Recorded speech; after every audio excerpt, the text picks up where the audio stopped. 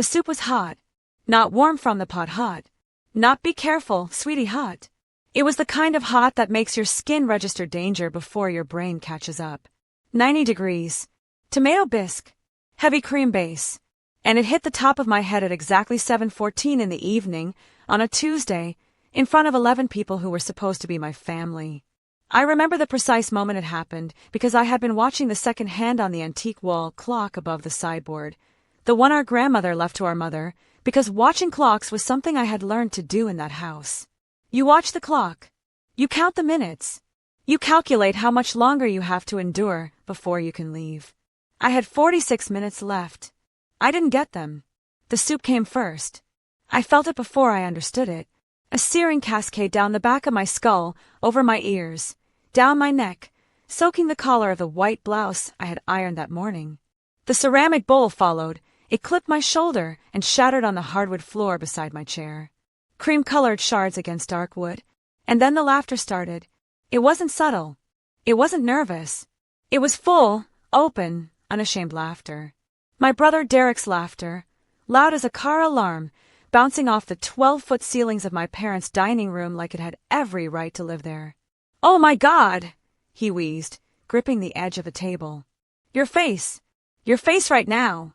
I didn't move. I sat there with soup cooling in my hair, sliding down the back of my neck, soaking into the fabric of my blouse, dripping off my chin onto the white linen tablecloth. I sat perfectly still, the way I had taught myself to sit in that chair, in that house, in the presence of Derek Reed, for 31 years. Perfectly still. Perfectly silent. Perfectly invisible. I watched my mother pick up her wine glass. I watched my father reach for the bread basket. I watched my aunt lean over to my uncle and whisper something behind her hand. Nobody moved to help me. Nobody asked if I was okay. Nobody told him to stop laughing. And in that long, strange, scalding silence, I made a decision that had been 31 years in the making. This was the last time, the very last time I would sit still and let them call it family. You need to understand something before I tell you what happened next. You need to understand the geography of the Reed family, not the physical house, though the house matters, but the invisible map, the one that tells each person where they stand. Who matters? Who doesn't? Who you talk about at dinner and who you talk over. My parents, Gerald and Miriam Reed, had 3 children. Derek, then me, then a gap of 7 years before our sister Lily was born. Derek was the firstborn son in a family where firstborn sons were treated like visiting royalty. He was tall, loud, magnetically charming in the way that certain dangerous people are charming. The way a fire is beautiful right up until the moment it burns your house down. Derek had been told he was exceptional since before he could walk. Not because he was merely average and occasionally cruel, but because my father needed him to be exceptional.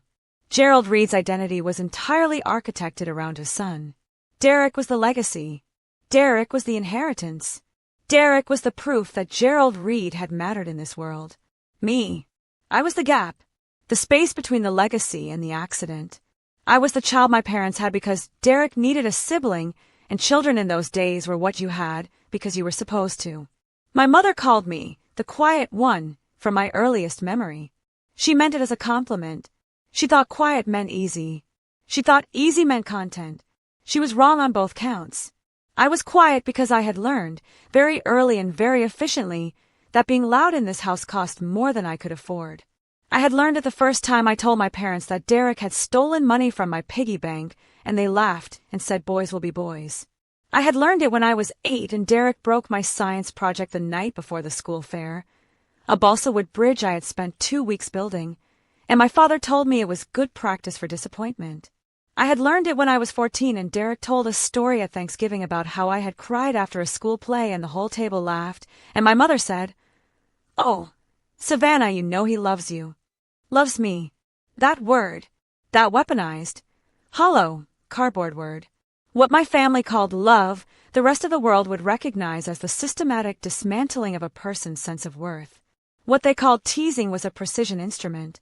Derek had spent 3 decades learning exactly where the seams in my confidence were, and he pressed them, always in public, always with an audience, always with that wide grin that made the adults around him say, "Oh, that Derek, what a character." I became a civil rights attorney. Not because someone in my family encouraged me. Because I needed to understand power, where it comes from, how it operates, how it can be dismantled from the inside. I needed a framework for what happened to me in that house. I needed language for the thing that had no name in the Reed family vocabulary.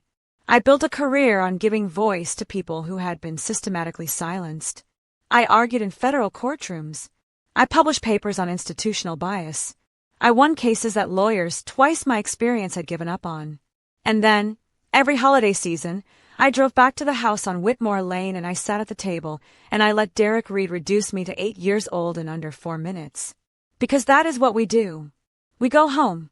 We go back to the version of ourselves that lives inside those walls. We sit in the chair that has our name on it, the chair we were assigned before we had the language to refuse it. I had been sitting in my chair for 31 years. The soup changed that. The dinner was my mother's birthday.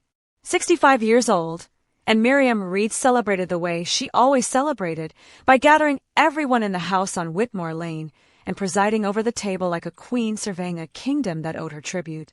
I arrived late because I had been in depositions until 4 o'clock. I had called ahead. My mother had sighed in that specific way she had perfected over the years, the long exhale that said, without words, that my career was an inconvenience and Derek's equivalent absence from last Christmas had been a tragedy. I changed my clothes in a gas station bathroom off the highway and walked in at 7 o'clock with a gift I had spent 45 minutes selecting and a smile I had spent 31 years perfecting. Derek was already there, of course. Derek was always already there, parked in the good chair, the armchair near the window, with a drink in his hand and a story on his lips. He sold commercial real estate. He was mediocre at it. He made enough money to keep himself comfortable and to maintain the performance of success for my father, which was all he'd ever really needed to do. There she is, Derek said when I walked in. He spread his arms wide, the generous host in a house that wasn't his. Our distinguished counselor. Tell me, Savannah, did you save any criminals today, or were you too busy being important to answer your mother's calls? The table laughed. 7 of them. My parents, my Aunt Carol and Uncle Don, Derek's wife Pamela, and my parents' neighbors, the Aldridges, who had been coming to Reed family dinners for 15 years and had apparently decided this made them family. They laughed the way people laugh at a joke that isn't particularly funny but comes from someone who expects to be laughed at. I said hello. I kissed my mother's cheek. I put the gift on the side table. I sat down in my chair. 46 minutes on the clock. Dinner proceeded the way Reed family dinners always proceeded. My father talked about Derek's recent deal, a commercial property in the suburbs, with the enthusiasm of a man announcing a Nobel Prize. My mother talked about Lily, who lived in Portland now and sent cards but rarely called, who had done the smartest thing of the 3 of us by creating a comfortable geographical buffer. My Aunt Carol talked about her garden. The neighbors talked about their renovation. Nobody asked me anything. Not a question. Not a prompt, not a single sentence directed at me that wasn't preceded by Derek saying something cutting and the table rippling with indulgent laughter. He told a story about a family vacation when we were children, the one where I had been afraid of the water and refused to swim, and he performed my 8-year-old terror for the table with sound effects and arm gestures. He told the story about my first driving lesson and how I had cried and how our father had eventually had to take over. He told the story about my high school boyfriend, who had broken up with me at prom, with details I had never shared with anyone, which meant someone in this room had. Each story landed like a small stone dropped into still water, each one sending rings out across the table, pulling more laughter, more warmth, more connection that was built entirely on my humiliation. I watched my mother smile. I watched my father nod. I watched Derek's wife, Pamela, laugh with her hand over her mouth, careful not to be gauche about it. And I watched the clock. Then the soup came out. My mother had made tomato bisque. It was a recipe her own mother had taught her, rich and heavy and vibrantly red, the kind of soup that stains. She brought it out in a large pot and ladled it into the bowls the way she always did, moving down the table, handing each bowl individually, a gesture that was supposed to be warm and maternal and was, in the context of the Reed family table, simply a way of controlling the room. She set Derek's bowl down first. She always did. She set mine down last.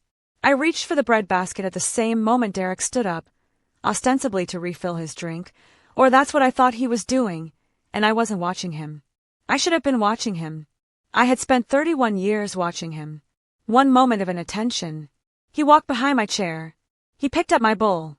And he dumped it on my head. Not a spill. Not an accident. A deliberate, two-handed, unhurried pour. The heat hit first. Then the weight of it.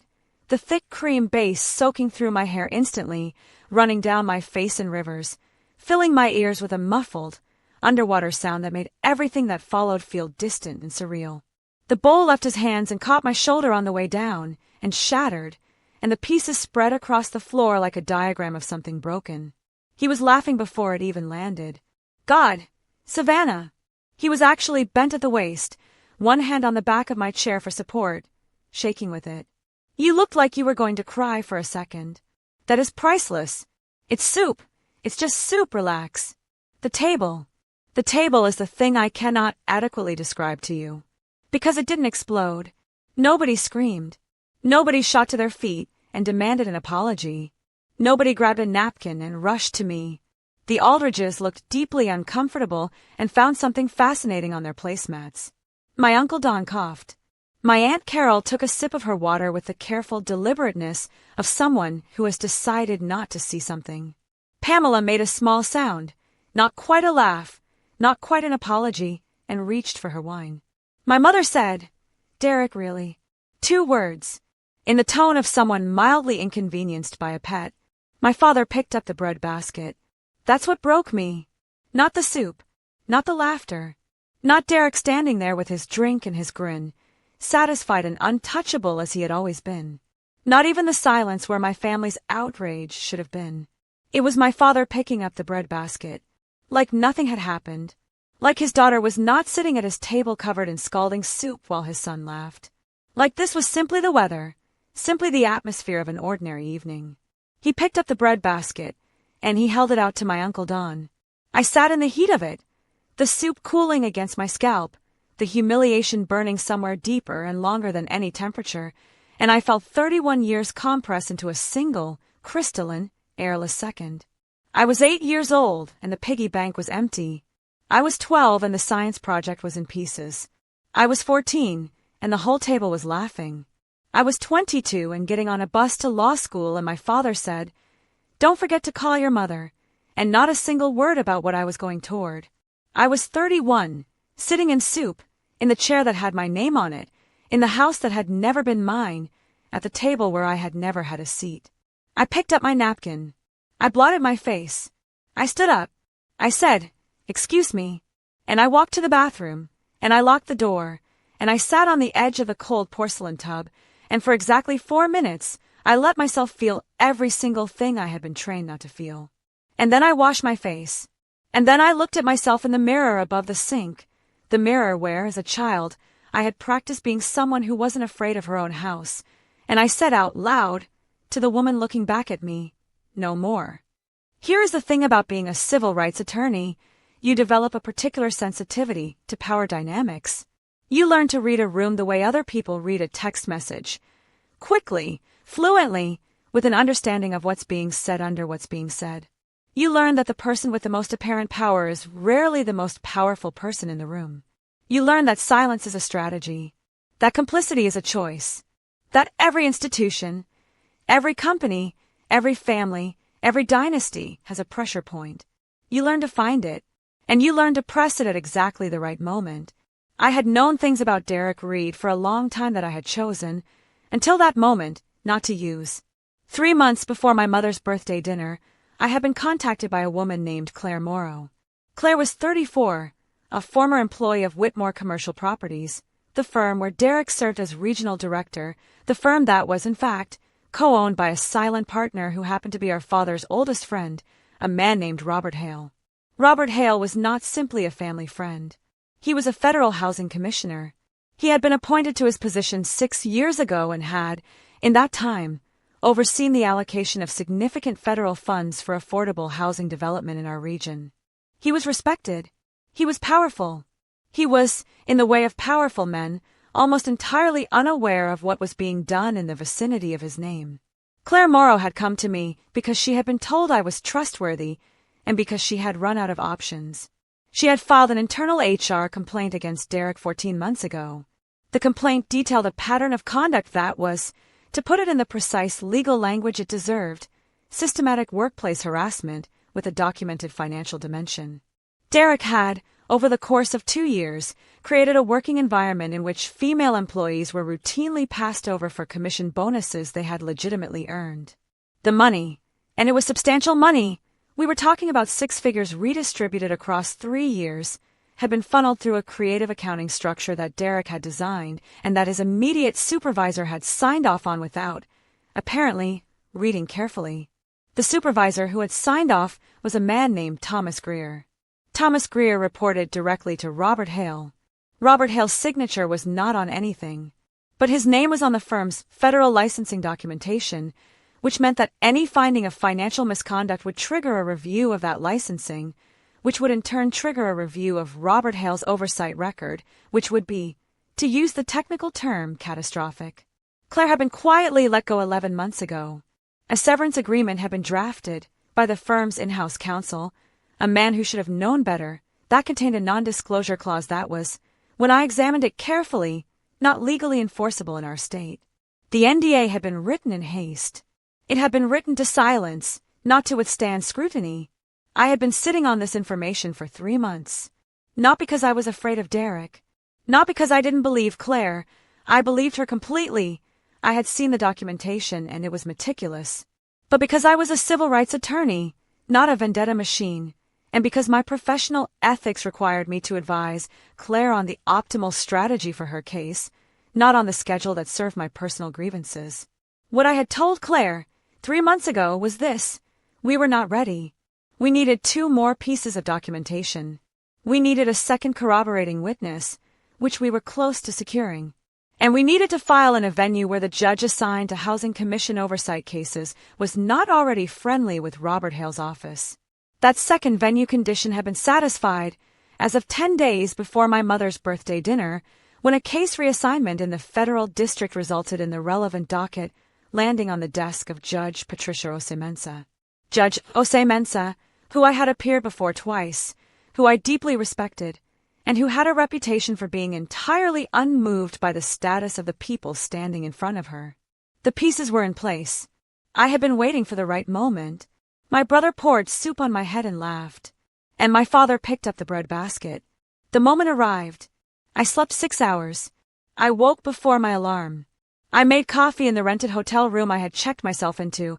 I had left my parents' house without eating, which felt in retrospect like the most precise possible statement I could have made, and I sat at the small desk by the window and I called Claire Morrow. It was 6:42 in the morning. She answered on the second ring.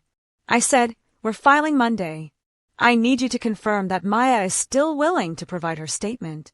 Maya Okonkwo was the second corroborating witness. She had left the firm 8 months ago and had relocated to the West Coast. She had been reluctant, understandably, to re-expose herself to the professional disruption that comes with being a named witness in a federal complaint. I had given her time. I had been patient. 3 weeks ago, she had called me and said she was ready. Claire said, she called me last night, actually. She said yes. She said, and here she paused, and I could hear her trying to compose herself. She said she was tired of pretending it didn't happen. I said, "Good. Then we move." I spent the next 4 hours on my laptop, finalizing the complaint documentation. The language was precise. The financial records were clear. The timeline was damning. I had a colleague in the district review the jurisdiction filing, and she called me back in 40 minutes and said, "Savannah, this is airtight." I said, "I know." She said, "Is this personal?" I said, "It was professional misconduct that materially harmed 2 women who deserved better. That makes it professional. The fact that I happen to be related to the respondent makes it personal. Both things can be true." She said, "Okay, go get him." I filed at 3:47 on Friday afternoon. The complaint named Derek Aaron Reed, Regional Director of Whitmore Commercial Properties, and Thomas Greer, Senior Managing Partner, as respondents in a federal workplace misconduct and financial fraud claim.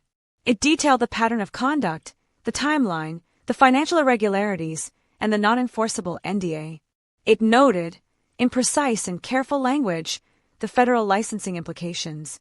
And then I drove home, to my actual home, my apartment in the city, with the big windows and the good light and the bookshelf that took up the entire eastern wall, and I took a long shower, and I washed the faint smell of tomato bisque out of my hair, and I made myself a real dinner. I didn't call my parents. I didn't call Derek. I sat with the quiet. The phone began ringing at approximately 9 o'clock Saturday morning. I watched it. I did not answer. My mother. My father. Derek, twice, then 3 times, then a 4th call at 11 a.m. that I let go to voicemail and listened to afterward, standing in my kitchen with my coffee. His voice, in that voicemail, sounded different from any version of Derek I had heard in 31 years. The loudness was gone. The ease was gone. What was left was something pinched and high and very, very afraid. Savannah, it's me. I need you to call me back. Whatever you think, this is a misunderstanding, okay? There are details you don't understand. This is going to affect a lot of people, not just me. So I need you to call me back.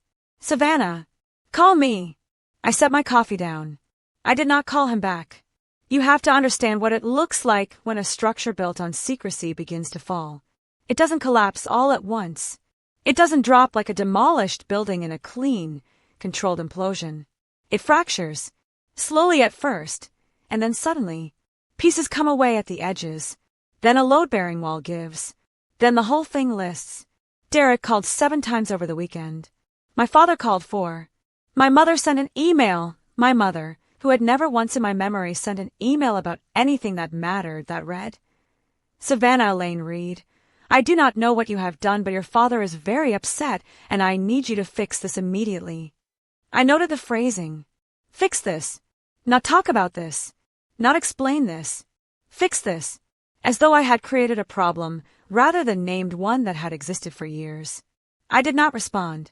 On Monday morning, at 9:15 a.m., Robert Hale's office called my colleague to request a conversation.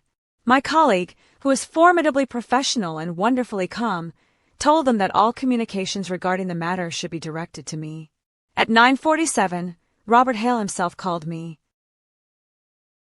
I want you to sit with that for a moment.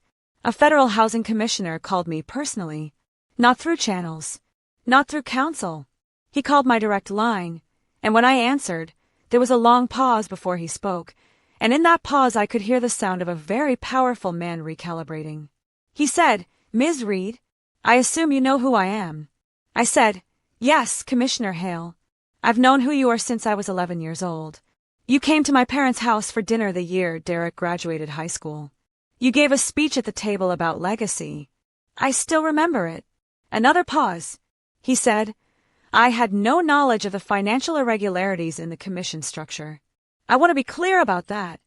I said, Your knowledge or lack thereof is a matter for the investigation to determine, Commissioner. That's how these things work. He said, I see. And then, is there anything I can do? Anything that would be helpful to the process? I said, The most helpful thing you can do is cooperate fully and promptly with any document requests we submit. That's all. He said, Of course.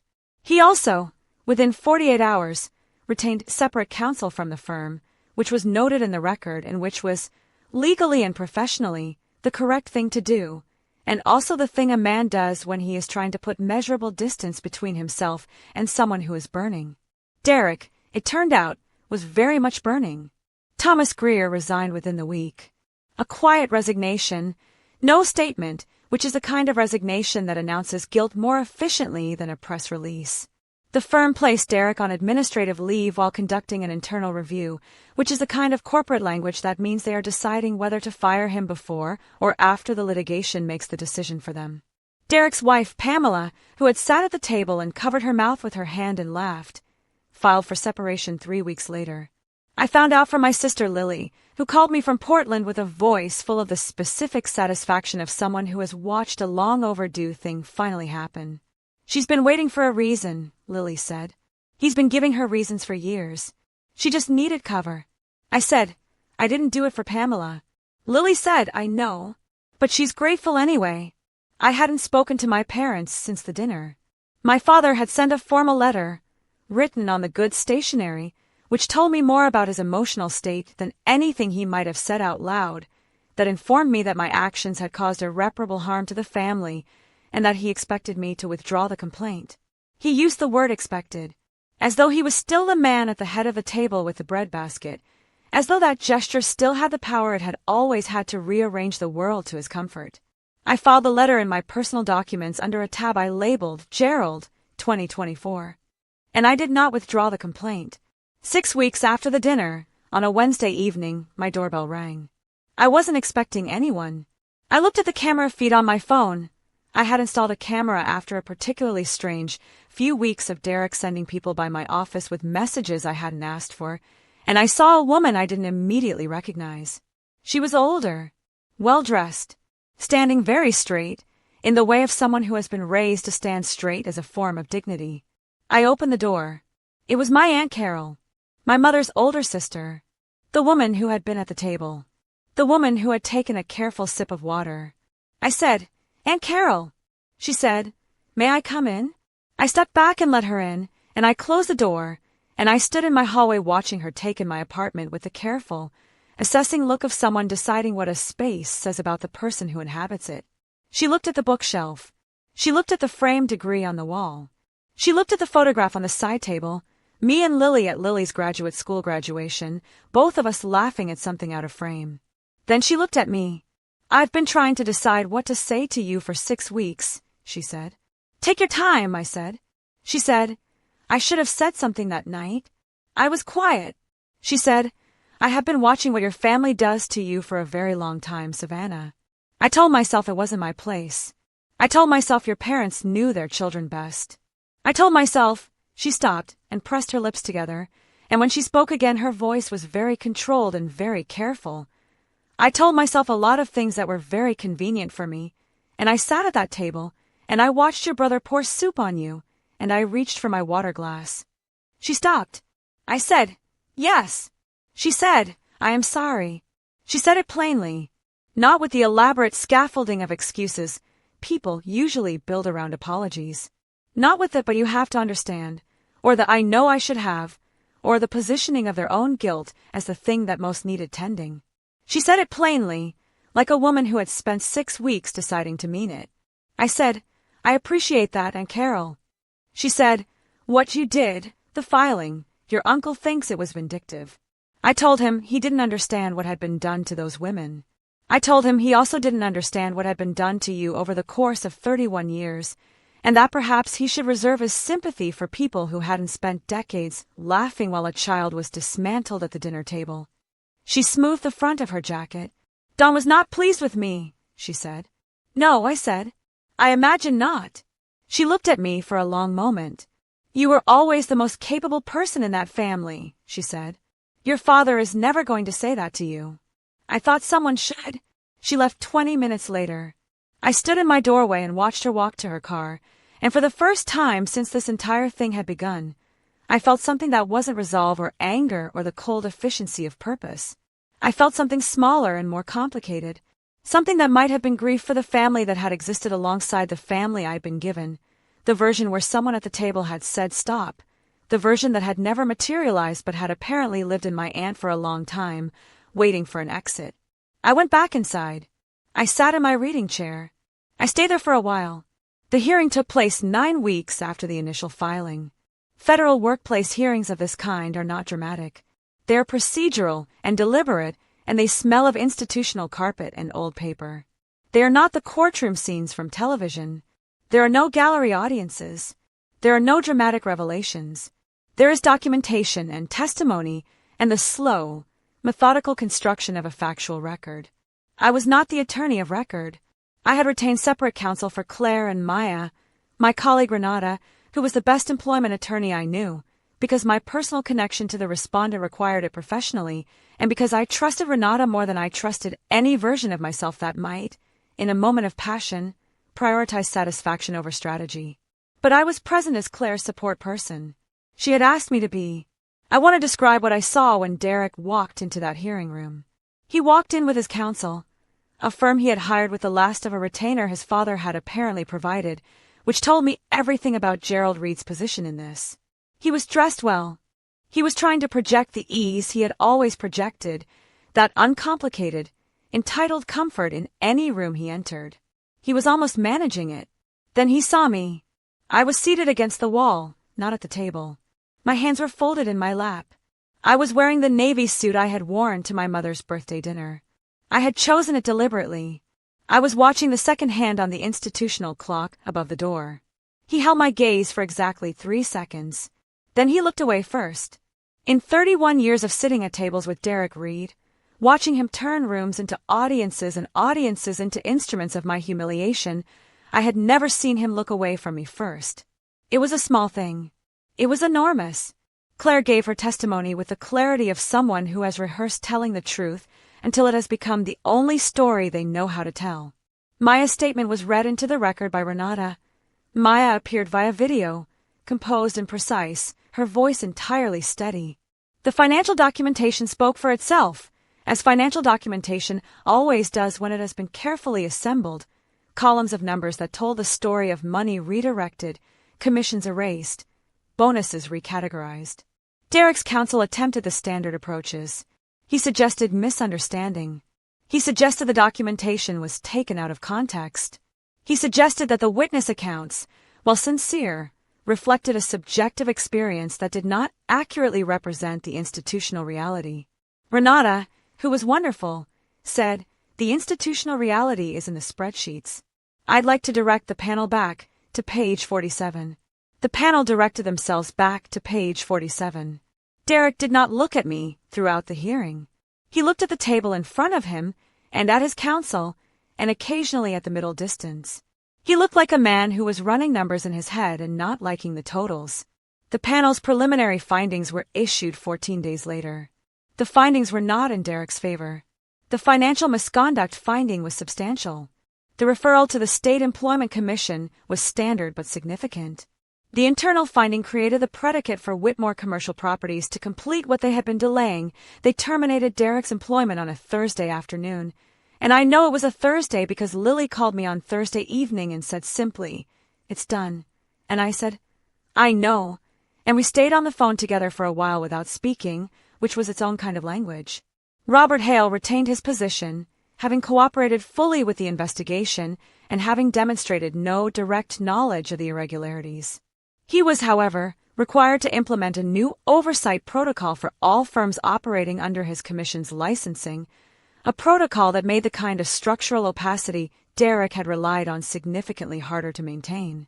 Commissioner Hale did not call me again. I did not expect him to. Claire Morrow reached a settlement that Renata negotiated with the calm efficiency of someone who knew exactly what the documentation was worth. I am not able to share the amount. What I can tell you is that when Claire called me after it was finalized, she cried, and they were not sad tears.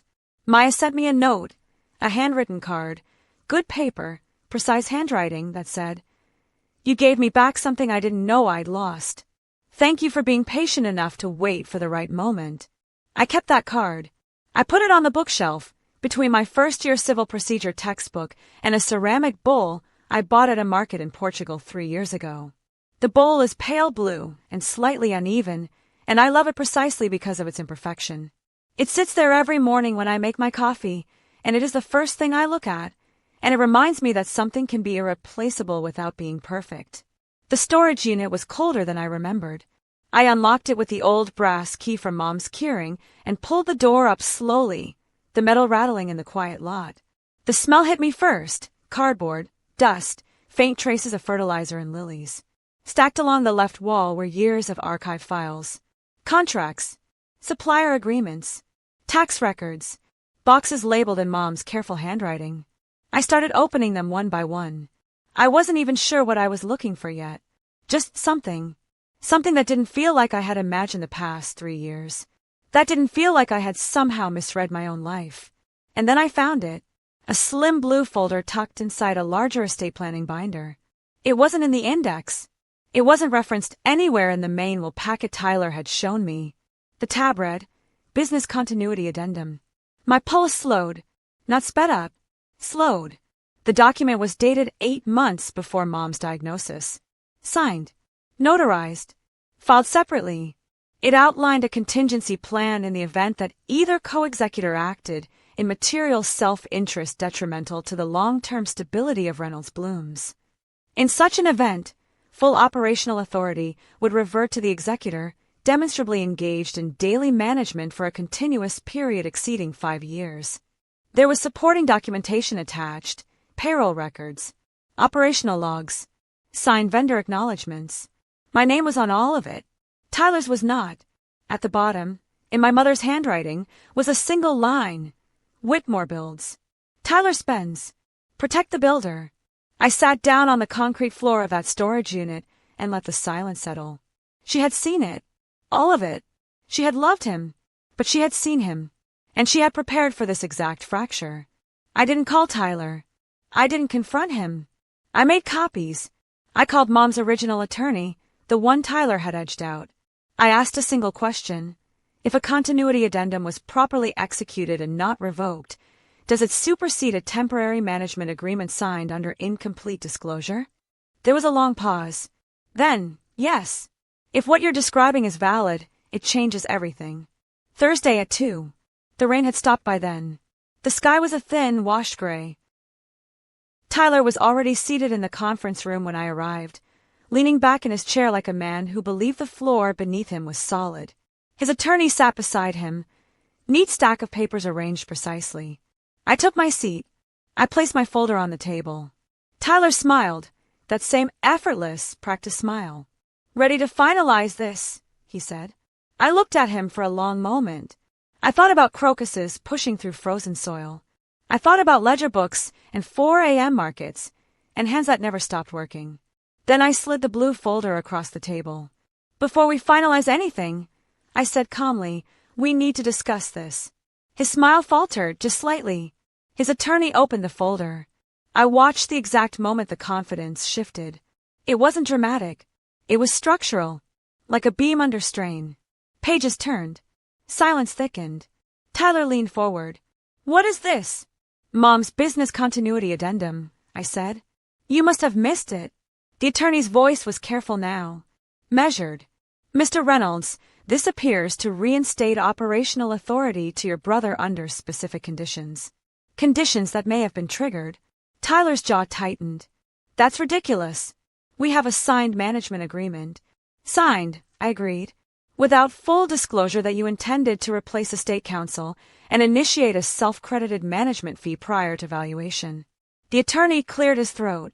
We will need to review this thoroughly.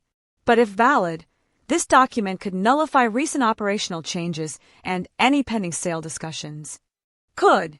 Nullify. The words settled between us like chess pieces. Tyler looked at me then, not with charm, not with ease. With calculation. For the first time in 3 years, he was not certain of the outcome. And that was enough. I didn't raise my voice. I didn't gloat. I simply said, I think Mom wanted Reynolds Blooms protected. The meeting adjourned without signatures. Outside, the air felt different. Not triumphant. Not joyful. Just steady. Tyler called me that night. His tone had shifted. Softer. Negotiating. We can work this out, he said. There's no need to escalate. I let the silence stretch. We will follow Mom's documents, I replied.